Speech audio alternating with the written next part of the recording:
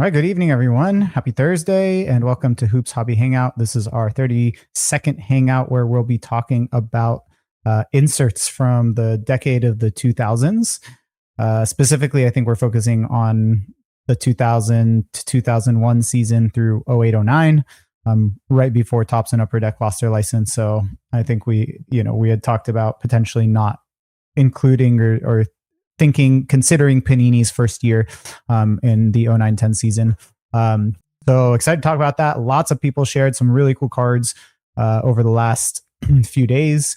And so I'm excited to be able to talk about the sorts of the inserts we like and share a lot of cards. It's obviously a topic really conducive to sharing cards, which is what we're all here for. So I'm here, Joey, with Ryan, Adam, and Steve. If you are joining us via YouTube, I guess from anywhere, but you can click on the QR code that you see up there in the corner of the screen and you can join in yourself. You can also participate in the chat or later via social media. We are also on Instagram via my Instagram that you see there on the screen, Sack Kings Cards. So you can join us via any of those. Thanks all for hanging out and looking forward to talking about some very cool cards. How's everybody doing this week? Welcome back, Ryan. Oh, thanks. And Adam too, right? Adam, you were gone last week, right? Gone but not forgotten. How you guys doing? Doing well. You got any updates for us in terms of hobby or life? Yeah. You guys are going to laugh at it, but I picked up the first issue of Mad comic. So that was getting back into collecting those a bit. So they did 24 issues of that back in the 50s before they turned into a magazine. So the comics are kind of fun. Gotcha. I don't. So where are you storing all these giant graded Mad comics? Yeah, I know. Where are you putting all like these? Behind me and stacks, basically. Yeah, I got to get some more 2-row boxes to see if I can fit them in there and maybe expand my shelf out a little bit. But it's been kind of fun. It's been a little bit of a break from sports cards, although I did pick up a kind of a cool sports cards related stuff too. So I got this Joel Murray from the last flawless release, little patch nice there, Emerald out of 5. Yeah. Been eyeing one of those for a little bit and threw a snipe bid and won it for a decent price. Nice. And I'm still waiting to get a chunk of stuff from the memorabilia purge from Flawless or Immaculate or Silhouette or whatever.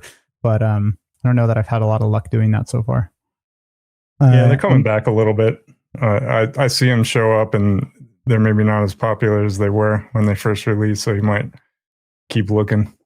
Yeah. So I think that's probably at some point it'll make its way across. Sean, you're asking if we're squished. I think there's like a portrait feed that is going to Instagram. There's a landscape feed you can find on the channel too. If I can get you a link to it easily, I'll put it in the chat. But that's probably why you see us squished. Also, hi. Yeah, there's like 2 versions that go out to YouTube now because I was editing the last video and there's one that was like the portrait view all squished down on you guys. And I'm like, wait, is that what people saw on YouTube? So I don't know. I think it defaults to it if you're like on your phone or something. Oh, gotcha. Yeah, maybe we'll have to figure out. Maybe we just get rid of it. I don't know. We'll figure it out. We might have to just dump the Insta. We're hacks, though. Like the fact that people are still following along with us. We got 2 feeds going at the same time. What do we do? We're all on like 1998 computers running Windows 95. Like, what are we doing here? I just threw in the link for the proper view. So, Sean, if you hit that, you'll be able to find us. Cool. Adam, how are you doing? How was your last 2 weeks? All good on my end. Just been busy. Been working quite a bit. Yeah, you said you were slammed last week, right? Yeah, I basically split time with one other person. He's been on vacation the last week, so the time being split turned into 100% on me. So a little bit more on the plate than normal. So annoying when people take time off, right? It's bullshit. Yeah, it's okay. You're getting your revenge next week, right? Yes. Yeah, going to Disney. I will be getting back. I did get a couple pickups too. A few basketball cards came in. On here. Nice. You don't see a What ton year of- was that from? That's a older year of NT, right? Relatively. Yeah. 2017, relatively older, but not super old. Right. That's nice. That's a really nice patch. Yeah, I like that set a lot. The foil is really nice, and they have some cool patches. I think that's the same one of the Duncan I have. That's the 911 patch, if I'm not mistaken. Been one of these, and this was a nice copy. It's 7 or an 8, but it just looked like a nice copy. Nice. And I is want that one of those. that's one of the years that greens, right? It Yeah. is, yeah. That Nice. was the big thing, trying to buy Tracy McGrady as being black versus Hulk. Yeah. And this one looks normal. And then one other pickup here. This Gervin, it's the foil version. It's kind of a dark card, so it's hard to figure out the kind of foil aspect of it. But there's a bold autograph on there as well. Just the darkness makes it kind of tough. Yeah, Oh, that's yeah. excellent. You don't see those often. That's nice. No, I love the foils out of 10 on those. Those are really nice. Oh, so that's because that accent work is in foil, that it's numbered out of 10 and it's autographed. Correct. Yeah. I mean, I have some other ones here. Let me see if I can find one quickly that would. Is that one of the? You Heritage can always set? find them quickly. That's one of the heritage sets. Yeah, it came in Topps fan favorites. Fan This favorites. one would be able to represent the foil on it a lot better. The regular version of this is just like a paper stock card, and this one's got the full all over foil. Gotcha.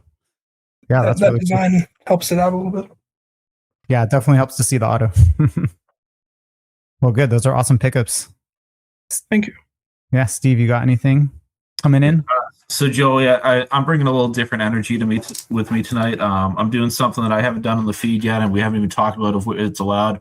I poured myself a cocktail I don't know if you can see Connecticut Sun's rocks glass there, because I got to drown my sorrow. Sorry, cheers, everybody. My daughter and I's favorite WNBA team is moving out of Connecticut to Houston. I'm not going to go into how we really feel about it, but it just kind of sucks. It's been a family tradition, sort of like the best sporting memories that we've had as a young family, and it's an arena that was like, I brought my daughter there when she was 5 for the first time. It was just her and I, and it was like safe enough that I could let her go into the women's room by herself, knowing like it's safe, and the food down there is great. So they've definitely outgrown where they play right now, but to see them go all the way to Houston is definitely a gut punch, and there's a whole side of it. But the one pickup that I ironically did have that came in recently is it is a Connecticut Suns card. So this is the Juana Bonner. This is the Impeccable Stats set. So very popular set in NBA as well. So it's got a specific stat. I can never do this. Like I always point to the wrong one. So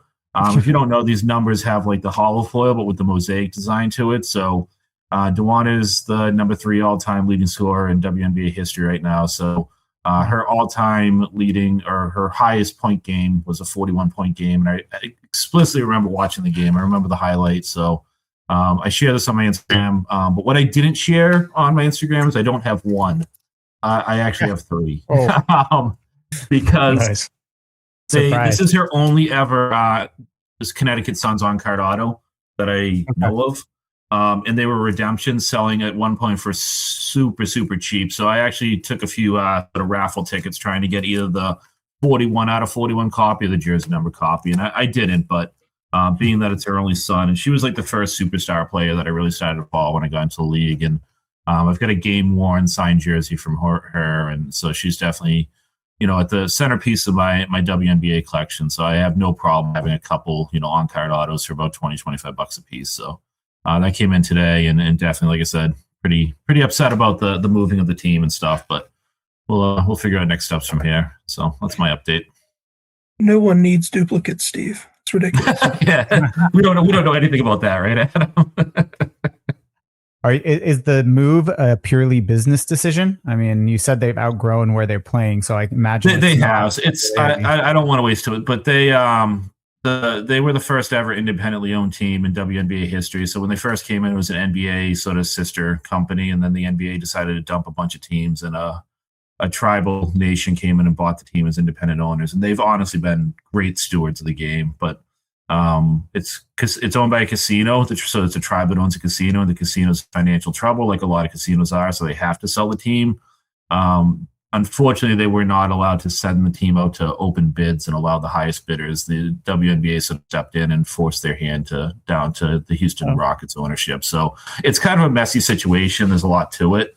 There's a couple owners. The Milwaukee Bucks owner wanted to keep them in Hartford, Connecticut, which is the closest to a major city, and there's at least a major airport in Hartford. And then the ex-owner of the Celtics, who I think Adams would agree was a pretty good, sub-owner of Steve Pagliuca, he also made a higher bid on the team, and the WNBA blocked that as well. So there's a lot that goes into it. They definitely had an opportunity to stay in the area, but so Houston, I think, is a good spot for probably a WNBA team as far as like the culture and everything down there, but it sucks to see them leave the Northeast for sure. Wow, I must be very out of date. So so Houston doesn't have the Comets anymore. Is that what? No, they folded in probably. Honestly, I think it was like 2003 when they folded. So when the NBA decided they didn't want to support a bunch of teams, they allowed owners to just either sell or dissolve teams. And there was a couple teams that, like the Miami Soul, were an original team. They don't exist anymore. Monarchs too, right? Isn't that what happened to the Monarchs? Yeah. Yep, Monarchs, Comets. So there's a few teams that either dissolved or sold, and so the Comics had not been there. And you're right; they were one of the original sort of dynasties of the league, but they've been gone for quite some time now. So they're getting a rebirth by taking the Sun out of Connecticut. Well, yeah, disappointing. Sorry for your loss. But as Sean says, you now have time to discuss all the 25-26 Topps releases, which I guess is a good quick question that I posed to Adam and Ryan. How did you guys feel I did defending Topps and their foray into basketball cards in the first 6 months? Have I convinced you, Ryan, to buy all the Topps cards, all Nuggets Topps cards from here? You have not, unfortunately. but my reasoning for not going after it is different than just the designs or how they look. But it was a good conversation. I liked it. I did listen to the whole thing today.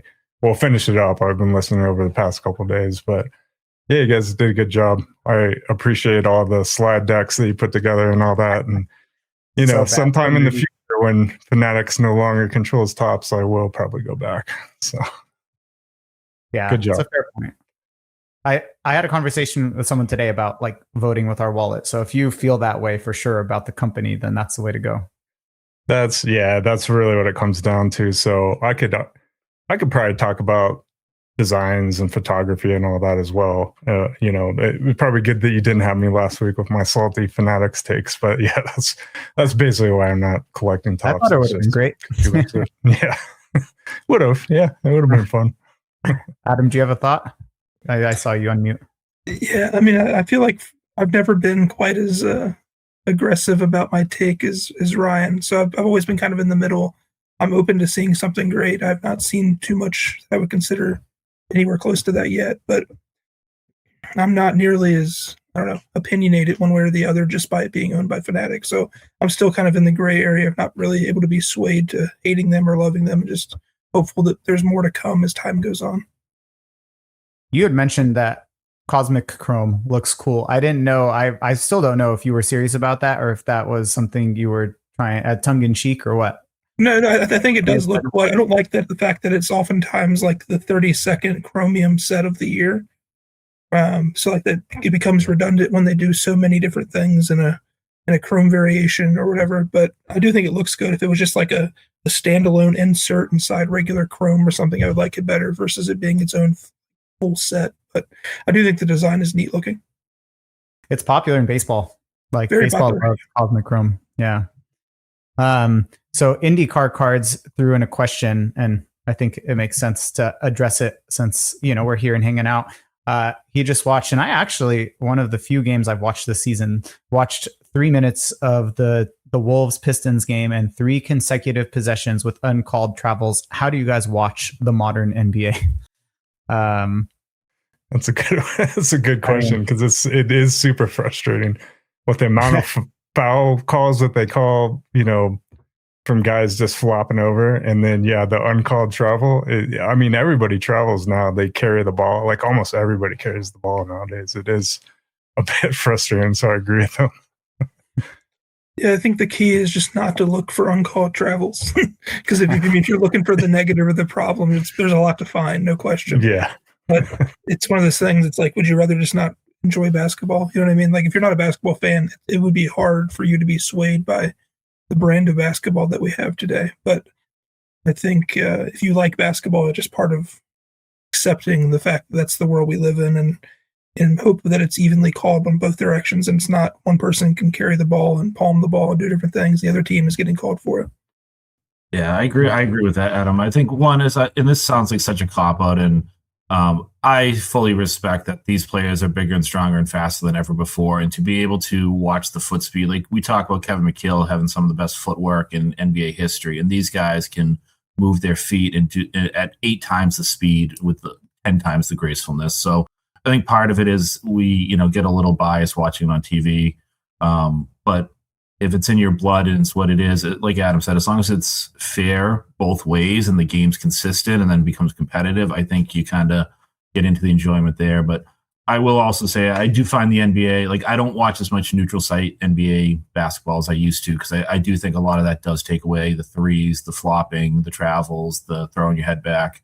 I think watching March Madness, if you've watched any of those games, you see a little bit, but also it is a slower paced game. It's right. It's not the same level of athleticism. It's a little bit easier to officiate. And I've been very open that my main reason of being a WNBA fan is I think the brand of basketball. What I mean by that is the level of contact that's allowed, the pace that's played at, the movement, the lack of, the more, balanced approach to 2-point and 3-point shots is some of the stuff that's frustrating about the NBA is not always there in college and the WNBA. But if you're an NBA fan, you kind of take it for what the brand offers. And like I've said, I mean, the Celtics are in my blood. I can't not watch them because it's been my entire childhood. And I know Ryan could have the Nuggets be, the first lottery pick and worse than the Kings, and he would still be locked in and want to know what they're doing. And maybe he wouldn't watch every game, but he'd still be doing it because it's just part of it where if you're a fan, you're fanatical, you're insane about it, you just deal with some of it.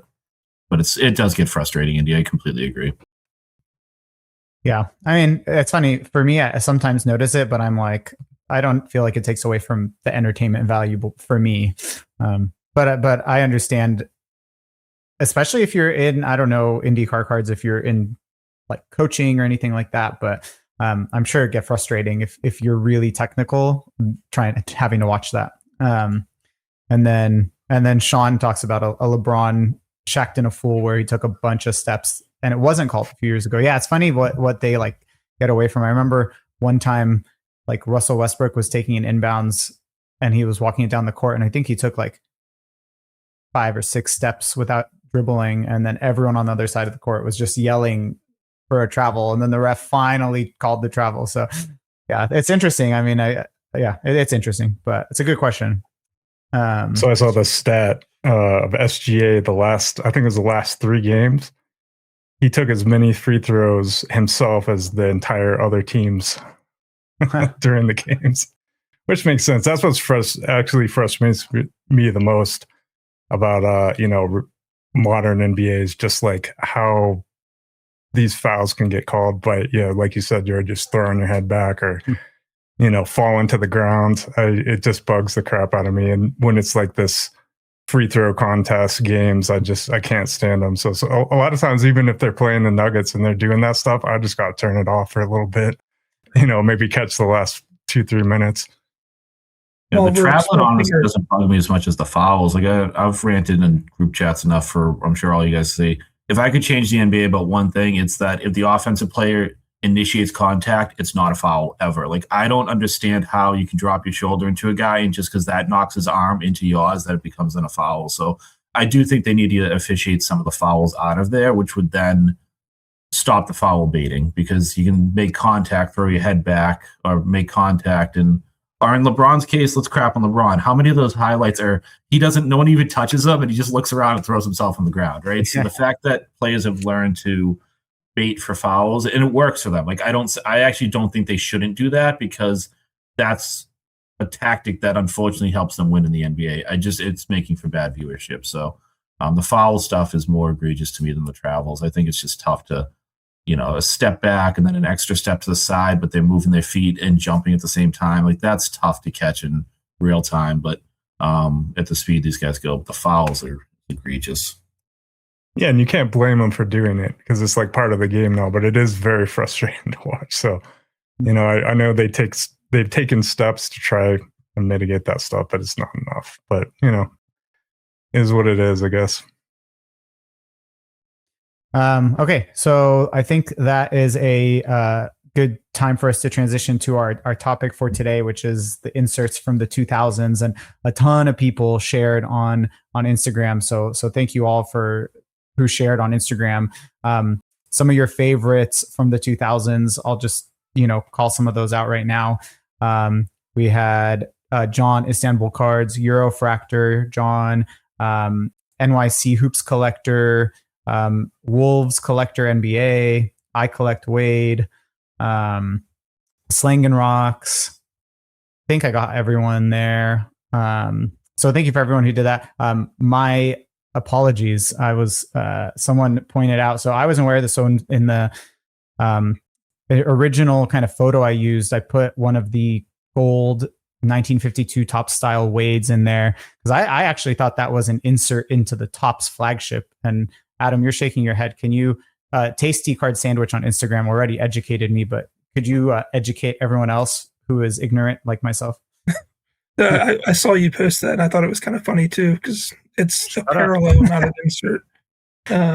But yeah, so like the entire set's 52 style and that kind of 1952 Topps baseball design. You have base, like chrome refractor. I think it's blue and golds. There might be super refractors as well. I'm not overly familiar with the set, but the card you showed just happened to be the gold parallel to just the base card. So it was its own standalone release set. Yeah, standalone release in 0405, I think it is. Yeah. So aside from that, some really cool cards that were shared. One of the ones that the popular ones were the jambalayas and the hot hands. So the die cuts from, I think it was after Upper Deck took Fleer, or maybe it was still Fleer. I don't remember. Those were some popular ones. I don't know if you guys have any thoughts or have any of those to share, but those were kind of the ones that I saw pop up a couple times. I don't have either of those myself, but I do like the way the jambalaya looks. I just like the original ones better from the 90s, but I don't like the hot hands at all. I know they have different variations. I think there's like patch versions and insert versions and things like that, but I don't know. They look okay, but they've never been something that has gravitated to me, and I just never wanted one. You were not into that like flaming die cut. I'm going to pull one up right now, but that didn't resonate with you at all? No, I don't know what it is. It just seems, I don't know, off to me. It just was never my cup of tea. Like I said, the jambalaya I do like quite a bit. I've always preferred the original iteration to the 2000s. Like, was it 2006 or whatever it is, Fleer? Yeah, I actually don't know what the difference is between the jambalaya from the 90s and the 2000s. The biggest thing for me isn't so much the design. It's that it's using contemporary players of that 90s era versus like a Bill Russell, for example. Jambalaya just doesn't really, I don't know. It's neat that he has a card like that, but it doesn't do the same for me as like a player from the 90s. Like I'd like to have a Duncan, for example, Jambalaya rookie. Like that's much cooler to me than like a Bird or a Russell Jambalaya 20 years after retirement or 40 years after retirement. So simply the fact that it was a non-playing days, that kind of meant nothing to you. For me at least, they just are kind of like synonymous with the 90s. So when you're putting players that weren't 90s players or even 2000s, like the players that are in the 2000, I think it's 6 set, they don't bother me so much when they're the players that are currently playing, but I just don't really love the old school people in that set. I don't know, it just seems off to me from that kind of design. Gotcha. I mean, I guess that makes sense if that's what you're associating it with. Any of Ryan or Steve, you guys have any thoughts? Can I jump in with a little, give a little love to die cut inserts while we're at it? I throw a little one out there. So I think this insert gets a little hate because it steals a name from one of the most iconic 90s inserts of all time. But let's give a little love. I believe it's 2000-2001 Stadium Club Beam Team that has both the die cut and the laser cut. I mean, there's like 40%. So this is all laser cut in the middle. I mean, you can see my beautiful face right through it. I'm not taking out of the penny sleeve because there's so many edges to it that I don't think I can ever get it back in. But these are out of 500. They have a little foil finish to them.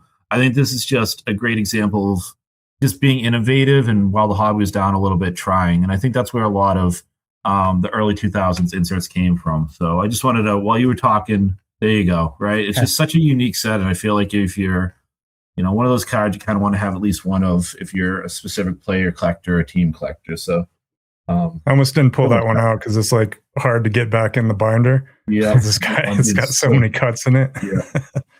And it weighs nothing. I mean, I know that a piece of cardboard doesn't weigh much, but it really, you can feel how light it is compared to even a regular, just full base card. Yeah. That seems like a terrifying card to own. Yeah, I actually had a hard time picking out stuff because I know, Steve, you mentioned it last time, you're more of a parallel collector. And actually in the 2000s, I'm like way more of a parallel collector, I found out, than inserts. Yeah, I think so in the 90s, that out too. Yeah. Like if we were doing 90s, and I think maybe we've already done that before, I'd have a ton of stuff. But I did pick out a couple that were cool. Yeah.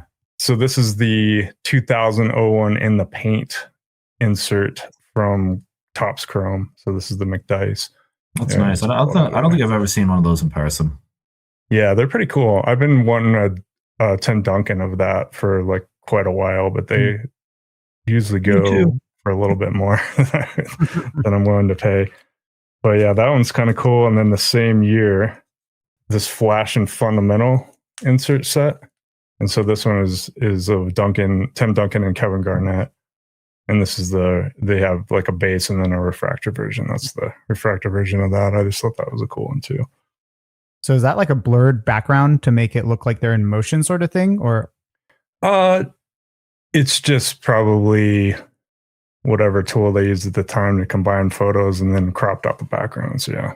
Okay. But it is a refractor. It's hard to show it, but yeah, it's the refractor variation of that. Yeah, and most of my stuff is actually Topps Chrome. This is another one. I think this is 0203 Jump Hook, The Move. That was what the insert set was called. It was The Move, and it's Tim Duncan's Jump Hook, which is pretty cool. I didn't have many cards either, Ryan, and you're really putting a damper on what I have. No. Oh, there we go. Tim, so he's got one too. All right, well, you go then, Adam. Yeah, he just answered my question because I was wondering if the move they highlight each player's individual move. So for Pierce, it was the power drive, and for Duncan, it's the jump hook. That's really cool. You can keep going, Ryan. I was just messing with you. I've only got like one more to show, and when somebody shared it, but I can't remember who, but it was the Flight Team from 0405, and so that's the base. They had a rainbow to those, yeah. Yep. They had a rainbow, which I don't have, but I do have the Onyx, which is numbered to the player's jersey number, which can be pretty much ghosts. So many people have tried to buy this card from me over the years. Yeah, wow, that Duncan to 21 is crazy.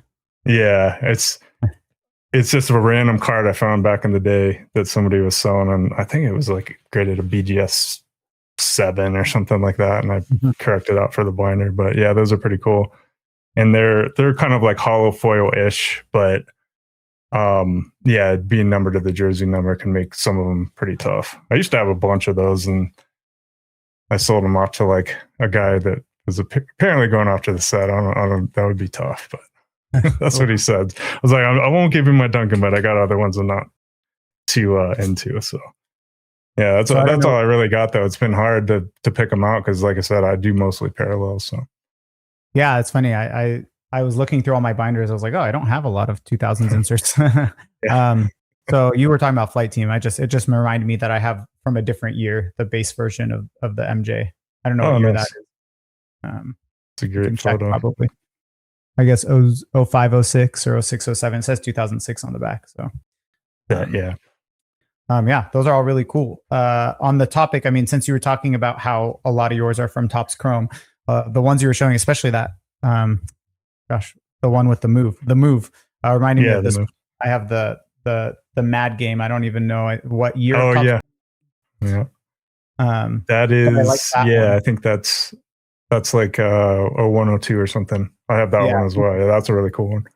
Yeah, and the other one that I have of Bibby, and I didn't pull it out because I actually don't like it, but I wanted to bring it up, was the coast to coast ones. You guys know those coast to coast inserts? Yeah. Those are great. Yeah, see, I think they get a lot of love. I'm not a huge fan of those. Yeah, I think they introduce those in the 90s. Weren't they like a 90s parallel to begin with? Or am I mistaken about that? 98, 99. Yeah. Yeah, Topps Chrome. So those were an insert in 98, 99 Topps Chrome? Did they bring them back for the 2000s? I kind of think they might have. Are you talking about one of the 2000s releases? Yeah, the 0203 ones are the ones, I think Michael Jordan's in it. Maybe I'm thinking of a Wizards card. It's like 0203. It's got the green top to it and sort of a dark background. Yeah, that's the 0203. Yeah, those. The 96, and those are the ones you see more frequently. I think there's refractor versions. There was I said 98, 99 just because that's like a year that I'm familiar with. Maybe it was 97, 98, but it was like I don't know, kind of a muted orange. I'm picturing like a muted orange or brown background. I don't really remember. This is the one that I think of when I think of that set, but there was an earlier version. Yeah, that was. Yeah. Yeah. Here, let me show it to you guys. The other version is this one. I think you were right. 98, 99. Yeah, I know that. Like. I know there's a Ron Mercer in it because I've looked. Like Pierce made very few sets in those years, but that Kobe's. Yeah, that's very familiar now that I see that. Yeah, there's something about the like street signs in that 0203 design where I'm just like, this looks so cliche. I just don't know why it's popular.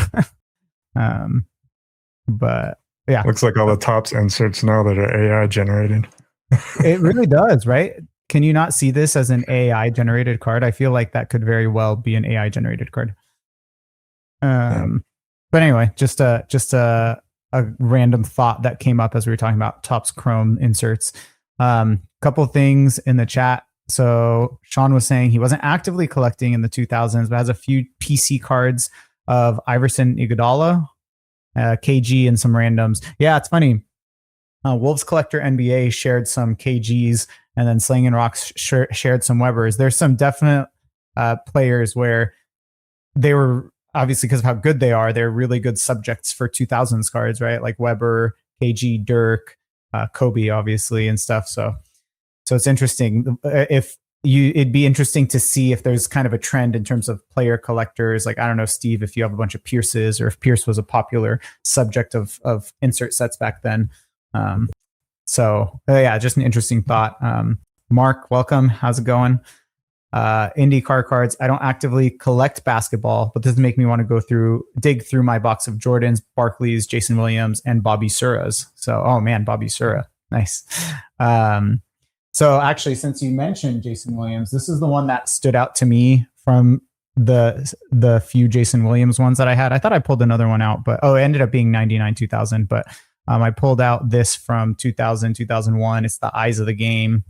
I thought this was pretty cool. That you can see really cool. Yeah, so that's nice. It's not laser cut like that Beam Team one you showed. It's acetate, so it's obviously it's whole. But yeah, it's really cool. It gives kind of like the acetate or glass feeling to it. So since there was the mention of the Jason Williams Eyes of the Game, I thought that was a good time to show that one. All right. Anyone have anything that's coming to mind right now, or should we start? I think, I want to kind of pass it to Adam and see what he has to share, because mine are very few. But I think this conversation is why I was interested in specifically honing in on this pre-Panini, post-90s era, because I do think it's a different style. The hobby was definitely slower. They were trying some different things.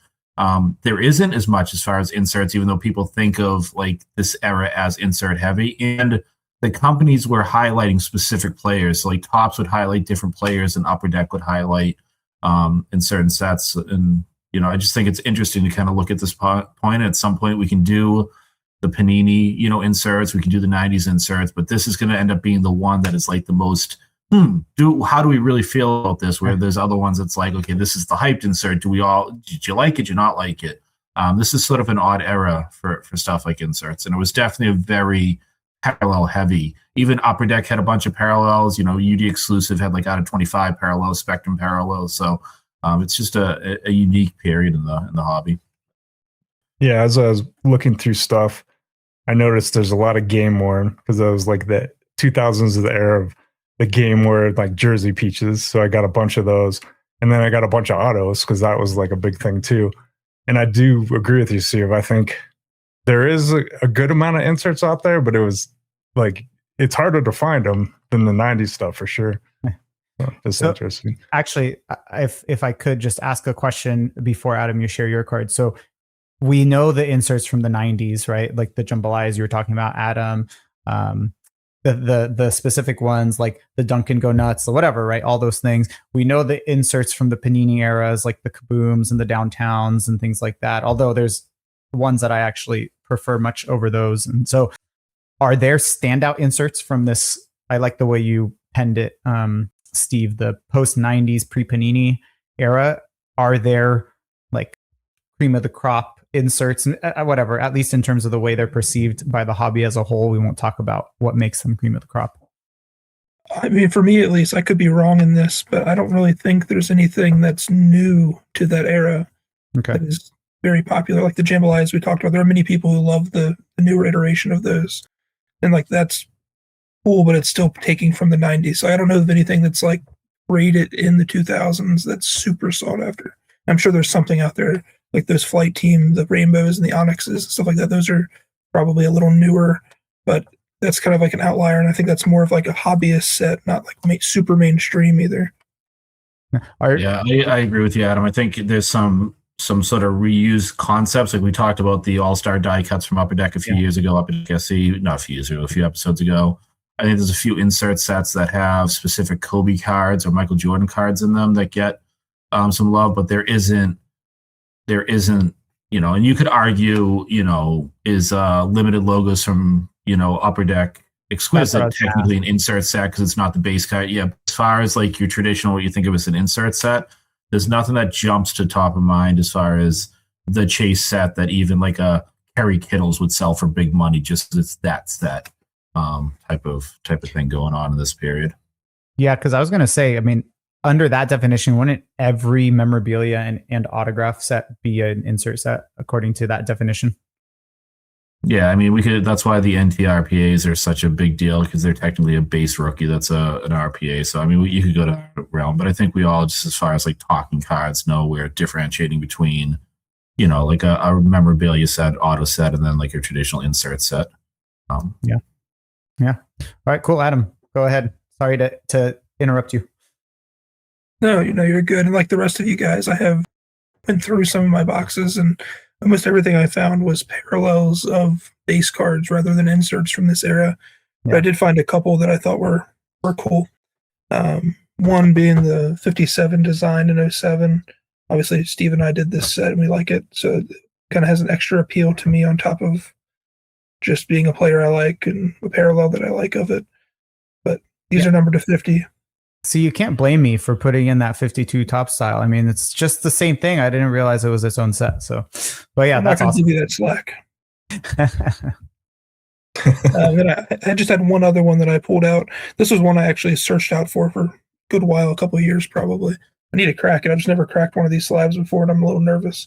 But Tracy McGrady, I think it was Essential Credentials Now.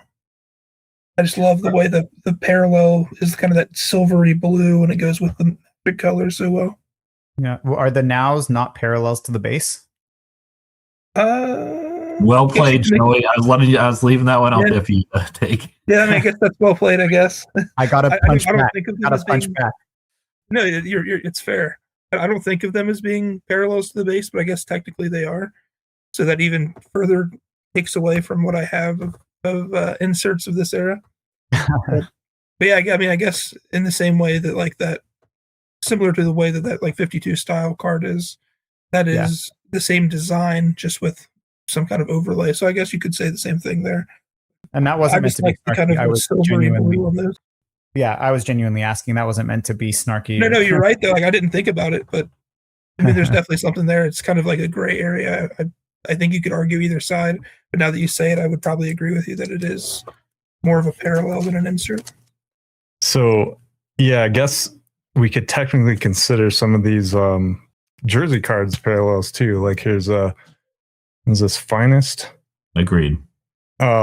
This is a jersey card out of Chrome. Actually, it's out of Chrome. But if you look at the back, it's got like an insert numbering, so to speak. And same with this one too. So that's one out of Chrome as well, jersey edition of Duncan there. But then if you look at the number that they have, it's TT-TD, which would indicate insert. So yeah, I guess we can count those as well. I mean, that's going to open up a whole nother can of worms because there's just like every game used and every auto. It's funny. It is cleaner, and it's kind of how I guess I did consider those memorabilia sets because I put the finals jerseys, the final jersey set from, I don't remember if it was Contemporary or Topps Flagship or Chrome. I don't remember, but I put one on there. IndyCar Cards asks, how many companies were making basketball throughout the 2000 to 2009? Most of what we've shown are Topps. That's a great point. Short answer is 2. Long answer is 3. So Flair had their bankruptcy, and Upper Deck bought the rights to their company after they went under. So I'm going to screw this up. 04, I think, was when Flair went under. So from 2000, 2004 is Topps, Flair, and Upper Deck. And then, Flair had, the Skybox brand, et cetera. And then from 05 to the end of the license, it was Upper Deck and Topps. And then Upper Deck was making a couple of sets. They used Flair Ultra for a few things, but it was a blend of 2 to 3. And yeah, I mean, I feel like, we've talked a little bit about the differences. Upper Deck did more hologram stuff. Topps went with the refractors. They signed different players. Upper Deck definitely went a lot heavier with the premium sets. Definitely more auto-based stuff when we've shown, Upper Deck Black, Ultimate Collection, Exquisite. That's where a lot of their work was. And then they had some sort of premium sets or some more mid-level sets, I should say, that had some parallels and stuff. But personally, when I decided to go after my pair stuff, I just for financial reasons focus on Topps because I like the late 90s through mid 2000s Topps sets better, and I like the refractors versus somewhat Upper Deck was doing with like the holofoil or some of the like that stuff. So my collection from that period, because I wasn't actively collecting, is almost exclusively Topps. So I just don't even have the knowledge of the Upper Deck stuff other than, like you said, Exquisite and UD Black and stuff.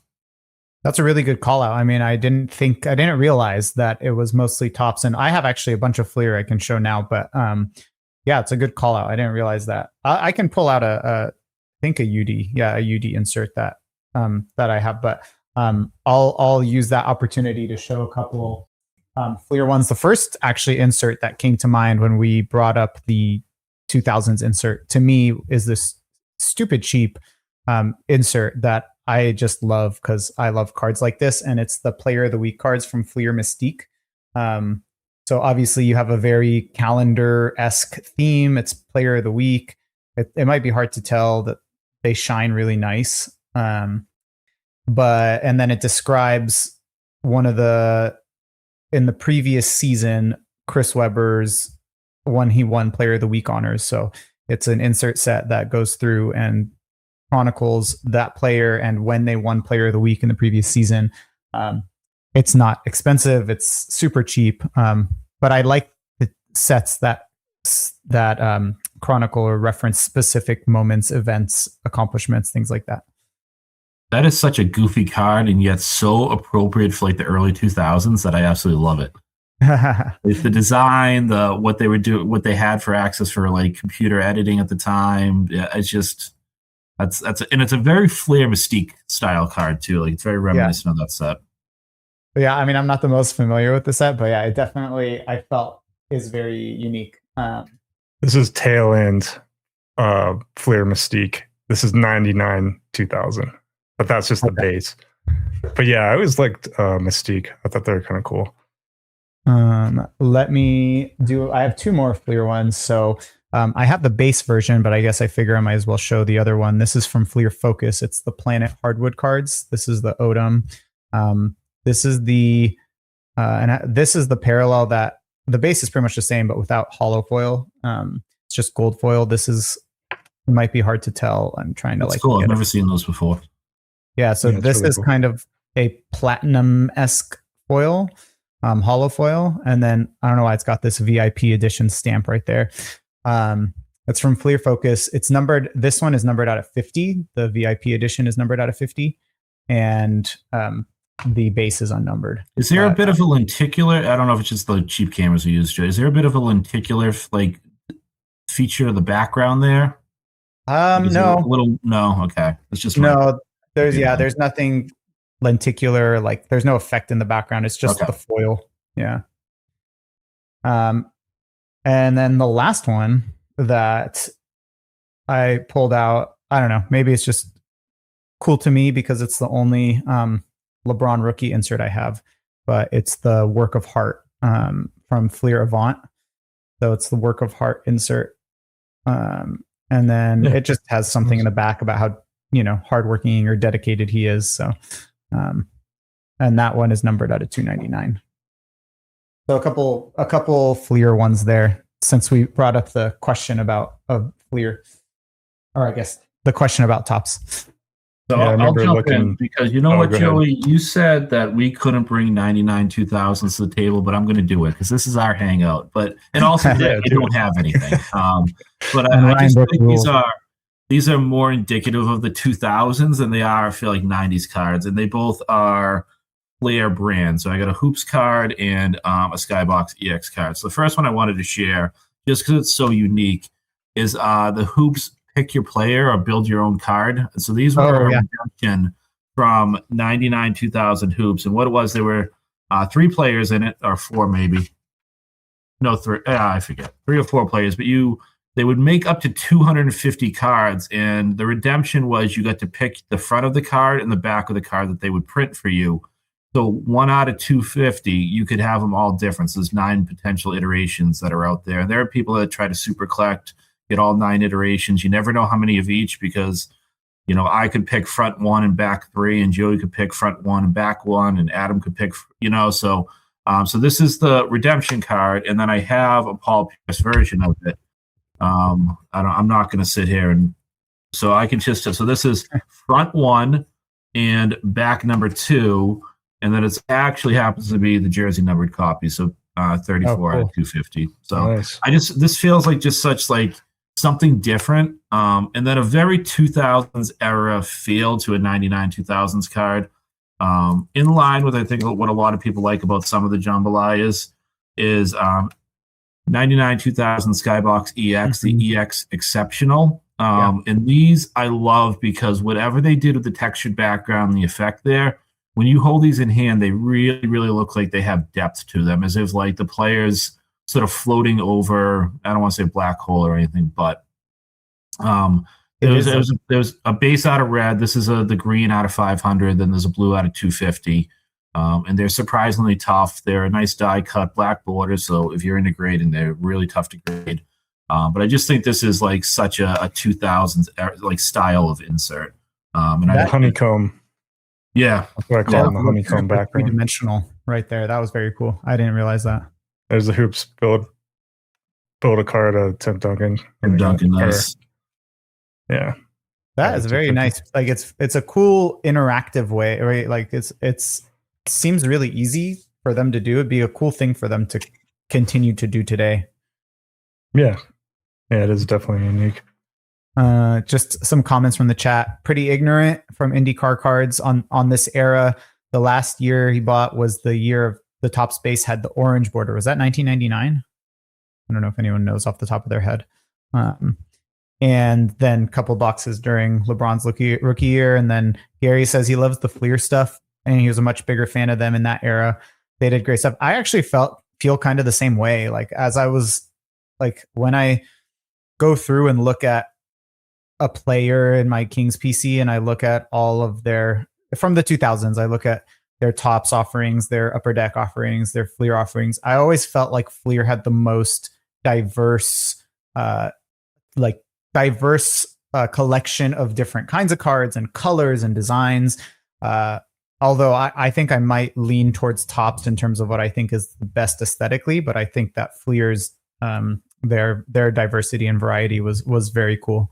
and their creativity. Early 2000s Flair had some great relic sets in both football and basketball that I think looked really good over time. Where they started doing some die cuts with some patches, and they started numbering things and having parallel colors in relic sets. So I really love what Flair was doing. You know, they're short lived, and then they messed up the whole hobby by just taking all the relics they have and just dumping them out there and selling uncut sheets and, you know, printing plates and everything. But there's definitely a spot for Flair in my heart. I don't know as much about the base cards or the inserts, but definitely some singles I picked up over the years and relics and really nice stuff. On the topic of the Fleer relics, one immediately came to mind. I had to grab it. It's, I guess, technically an insert. It's not from the base set. Duncan Stars and Stripes. Or Duncan McGrady. Stars and Stripes. Oh, yeah. That's cool. That's cool. Yeah, that's another one I've never seen before. Yeah, it's the Prime version, and they're numbered to their USA jersey. So this one's numbered to 6. Oh, shoot.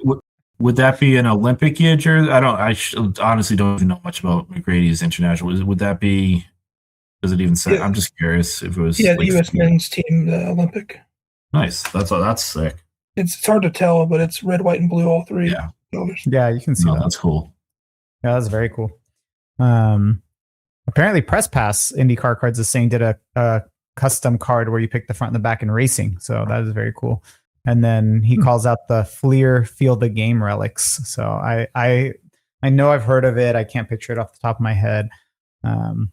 But yeah, and then do you guys remember the net shredders one where they had pieces of net in them? Was that 2000s era? Oh, I have one of those. I can pull out. What year was that? Net shredders.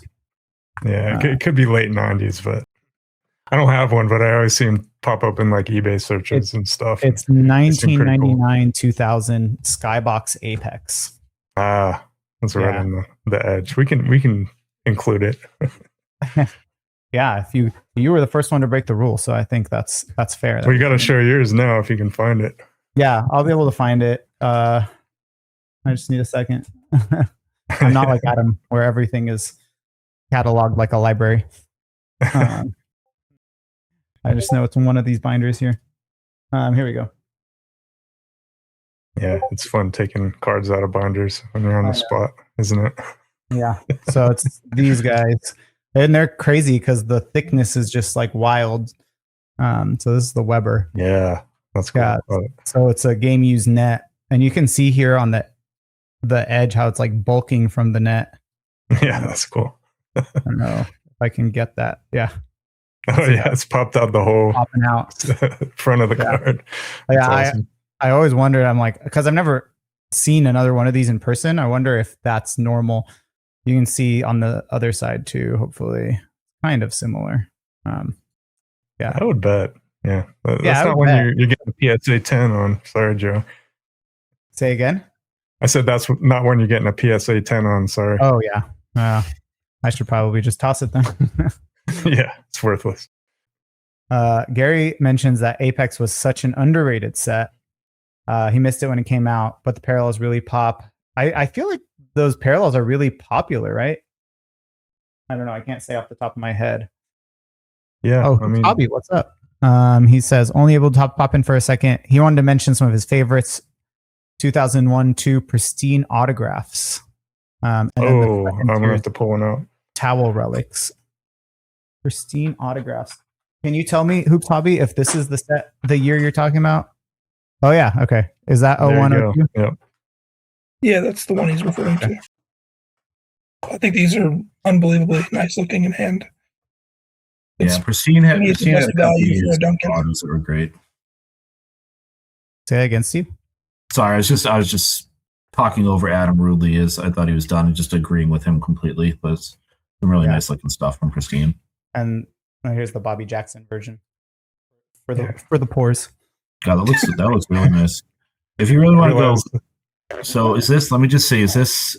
Yeah, I think this is actually a 2000. So this is the co-signers insert set from Stadium Club. Very unique checklist. I think this is 2000, 2001. So just another, not nearly as spendy as the Pristine for some of them, but it's always going to be 2 players. So another unique insert set with some autos there. Cool.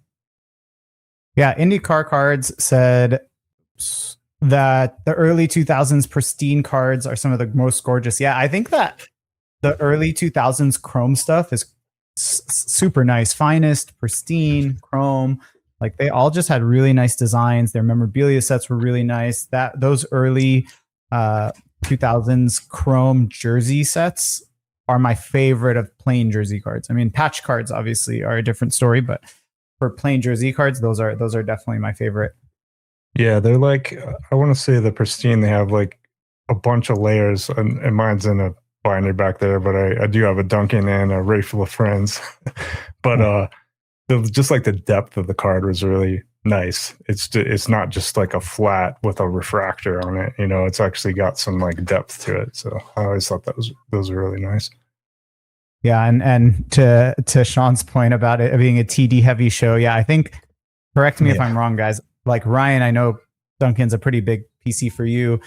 Adam, you collect a lot of Duncan. I collect Duncan, so it just he's it happens to be, like I said, if you were good in the early 2000s, you're going to be a heavily featured player in the show. So Rafe is just so much better than Kobe too. So just gotta throw that out there. No brainer. He's like the guy that you collect if you want to get really cool like inserts and parallels and stuff like that for a fraction of the cost of like Kobe stuff. You know, that's the way I feel about it. Also, I really appreciated his game because I'm a big Jokic fan. Jokic is kind of similar. He's like got the fundamentals down. He's not flashy like Kobe, but that was what I always appreciated about him. And even though he beat up the Nuggets teams back in the day, I just I got into it just like collecting chrome, and then this is a cool insert. Let me go after that. So it kind of spiraled from there. Yeah. So go ahead, Adam. Sorry. Well, so since we were on the topic of Duncan, it hit me another one. If we're going to start bending the rules a little bit, this was one that was real popular back in the day. That's patch. Oh yeah, those are nice. So like this is like the patch numbers, I think it is. Yeah, so like they had different versions for like the tiers of the quality of the relic. But yeah, these were real popular back then. This is 0405. Am I right about that? Or is that 04? It says on the back, so we have right around there. Yeah. I think I have the Pierce, Steve. Mm-hmm. I think you do. If we're talking about various stars from that period, I guess we should shout out Dirk. So I actually really love the cards like this. This is from 0506 Topps Big Game. It's a game worn jersey. It mentions a big game. So Dirk scoring 53 points in Houston, and it's a game dated card. Unfortunately, and this is where I'm just so mad at them, the jersey is not from the game. It's just a game worn jersey, but it's not from the game. That would be an amazing card if it was. I mean, I like the card anyway, but it would be a perfect card if they used one from the one that's pictured on the photo. And I think in some of the base cards from Topps Big Game, they have the game mentioned, and there's no photo from the big game. So it's kind of silly. I always like these, the nameplate set. It's kind of one of the earlier, like true patch cards from like not a super premium set where it's actually like labeled. I don't know if you could read that, but labeled as patch and not jersey, and just kind of more premium than most of the stuff you've seen back then. Yeah, those are really good looking, especially when like the color scheme matches the patch. It's very nice. I would have had so much easier at a time if I would have thought about doing patch cards and stuff. Because I definitely got a bunch of them, but they're sitting back in the closet, so I'm not pulling them out at this point. I think it's a good thing that we didn't. If we had included patches and auto sets in this, oh my gosh, like it would have been hard to decide. We would have been going on for days. It's probably good. Maybe that could be a dedicated time, another one. Yeah. Yeah, sorry, Sean. I don't know that Spencer Hawes. I don't even know what to say about that. Sorry for not repping the Spencer Hawes. I can bring out a nice Spencer Hawes for you I can bring one out for you before we go. And then IndyCar Cards says he sees really cool Dirk cards at shows since he's in Dallas. Yeah, I bet there's so many nice Dirks out there. All right, guys, you guys got anything else to show? Any thoughts to add in there? Anything? I don't think I've ever owned a Spencer Hawes card, so I got nothing. I'm tapped out. You know what? I'm not going to let you down. You guys just have to stall for me so I can get you a nice Spencer Hawes card. In that case, good night, guys. Ending the stream now. Yeah. Close it out. I'll save everybody. All right. I'll just have to post it. Bye, everyone. Have a good one. See you guys. See ya. See ya.